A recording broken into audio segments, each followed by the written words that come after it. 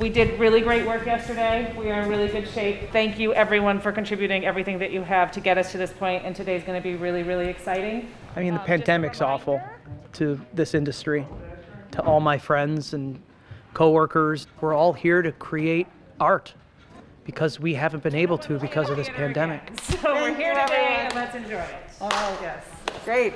I feel so blessed and thankful to Detroit Public Theater and Chautauqua Institute and DPTV and everybody else involved that of all the shows that they picked mine, it just means the world to me.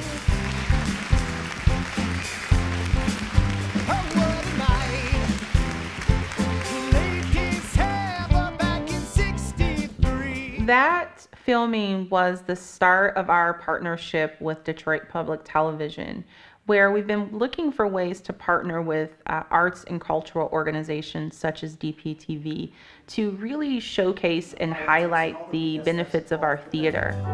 You're just too good to be true. Preserving our legacy of arts and culture in this community is a really important value of the Conservancy.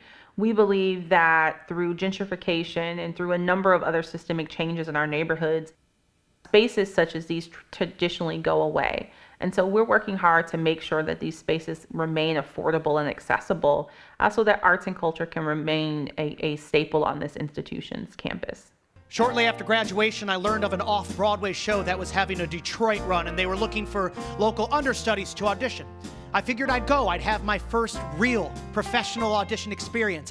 Our mission at Detroit Public Theater is really to provide theater for everyone, to make theater accessible, to make theater that our public in Detroit, that people who live in Detroit, people who are Detroiters, see themselves reflected in the work that we do. So I think the values of DPTV and Detroit Public Theater are aligned. Needs more lighting because the camera can't. Theater community right now is in the somewhere around 95-96% unemployment rate. So it's devastating out there. Another big motivation for us wanting to do this safely was to create work, but to try to find a way that we, and by example, all of us can continue to do what we do, what we were put on this earth to do. This is such a gift that we get to do this for 8 hours, so soak it in. Don't know when we'll be in a theater again. I teach college, so I've been all summer long, we've been dealing with how do we make theater in our current situation. I leapt at the chance to do this when Eric called and said we were doing it. I love this show. I stage manage a lot of plays, and I don't get the chance to do musicals a lot. So this is really a fun treat for me because it's so many musicals wrapped into one. One song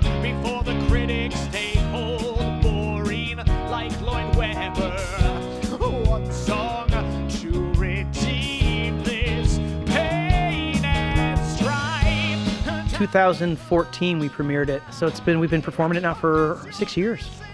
In 2013, a place called Berman Center for the Performing Arts in West Bloomfield, the managing director there at the time, is an old friend of mine, and she called me. She said, "You want to do a cabaret about your time with Jersey Boys?" And I was in Chicago at the time. I said, "Yeah, sure, that'd be fun." After 10 months in Detroit, it kind of morphed out of a cabaret and into a book show. Started working on it with Brian, my director, and after 10 months and 14 drafts, we have what is being presented tonight. Get me in for interviews at their restaurants. He knew he wanted to tell his story, but initially it was kind of all showbiz. It was all that story, and I think eventually we found our way into the more personal narrative, and I think that's when we really found the heart of the show. Brian was really instrumental in kind of piecing all my thoughts together, and so I don't kind of just go off the rails, so to speak, which sometimes I do. As we were developing it, starting to learn, I had no idea about struggles and the things that he went through. So for me, it was like re-meeting a friend in that collaboration. And living in a city where there are 50,000 other actors just like you, struggling and clawing their way from audition to audition. we actually have only had a couple of days to put it all together. So it's kind of been a whirlwind process. I think all the shots are pretty wide, but not incorporating the projections ever. Is there a possible shot from this camera that also incorporates the projection? Yeah. Okay. And we had some partnerships, obviously, with DPTV and WNED that made it possible that we could bring these productions to life. You can start centering them. For us, there's nothing that can quite compare to being in a room together with our audience, and we are craving that and looking forward to when that can happen again. But for now, we're not going to stop making art and connecting. You're just too good to be true. What they're calling me is the transition director, which is actually, I've come to believe that it's, I'm the interpreter because I speak two languages. I speak theater and I speak film. My job is to watch what's happening on stage, but also watch what's happening on the monitor and make sure that the people on stage, what they're looking for is being translated to the people who are running the cameras and the backstage. It's very strange to film in this way with no audience, you know? It's different. It's always different than being in a live theater. There's no replacement for gathering in the room together with an audience. As I recall it ended. It's a ghost town. So it was hard to adjust that way. So to not have the human bodies there, the cameras, you know, he did a great job communicating with those and playing the show as if there was an audience. I've done this show for, 6 years. I've done it, 60 times, 70 times, and I always kind of know where the laugh is going to be or where the applause is going to be. 2,100 people think I am far too short to play this role. In Chicago, there's no holding for laughter, there's no holding for applause. So that's the big thing to kind of get used to. It's knowing that I do like a really big song that takes a lot out of me, and I don't have the 6, 7 seconds of applause to catch my breath. It's just like, catch your breath quick, move on to the next story. after 10 months in Detroit. There's a lot lost in that communion between the performer and the audience. It's a conversation. A performance isn't complete until the audience is there. The audience is part of the performance. The timing is just very different, and the energy, and I applaud Eric for being able to keep his energy up. I sing the hell out of my song. Jesus! Then he says, you know, Eric, I just don't think you're right for this role. The audience experience is becoming an isolated experience these days. More and more people are witnessing it over their phone or their iPad or their computer or their television. And don't get me wrong, I don't think there's anything wrong with that. It is a tool, and it's a magical tool. But at the same time, to have an experience with a group of people is something that I believe is in human DNA. I've been drowning out my cries.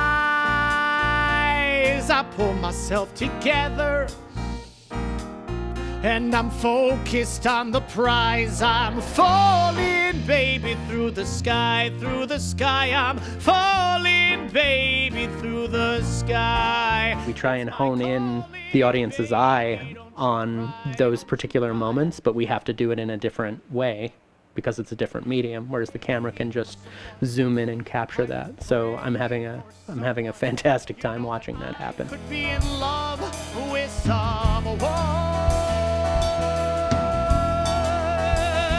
like you.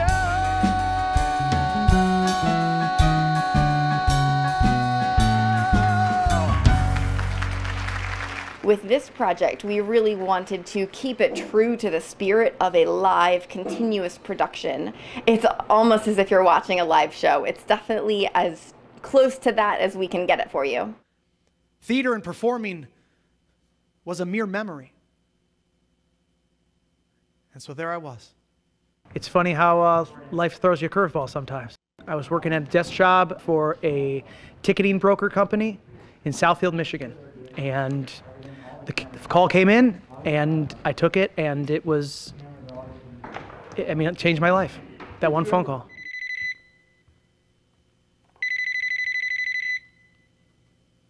Hi, Eric. This is Jennifer from Dodger Theatricals. We would like to offer you a role in the first national tour of Jersey Boys. Talking to people that have seen the show over the years is they say, gosh, you know, I was able to relate to this or to that, or, you know, I have a kid that wants to go into theater, or I did this 20 years ago and then I gave it up, you know, to raise a family, and our lives are all kind of paralleled that way. It's a great story, and I think one of the things to take away from it is being somebody who's earlier in their career, it gives them hope to keep working and not stop going till you get that break. You know, we all get breaks, but sometimes it takes longer for other people, but work is the most important part of that, and Eric works very hard for it. It's been an amazing week doing this, and an amazing few months getting this ready. And I just hope that people will not just appreciate the shows, appreciate the work that's going into them. This is an experiment. We're really hoping that this crosses that boundary and gives a lot of people who are missing the theater something that they haven't been able to go out to. Theater's not a part of everyone's life. Television is a part of everyone's life. So I think that television has a lot to offer us as theater artists.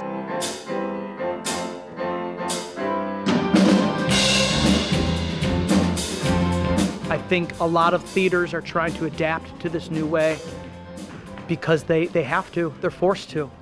And I only hope that all of these theaters that employ so many designers and artists will be able to do this, and will have the opportunity like I did, like Detroit Public Theater did, like Chautauqua Institute did.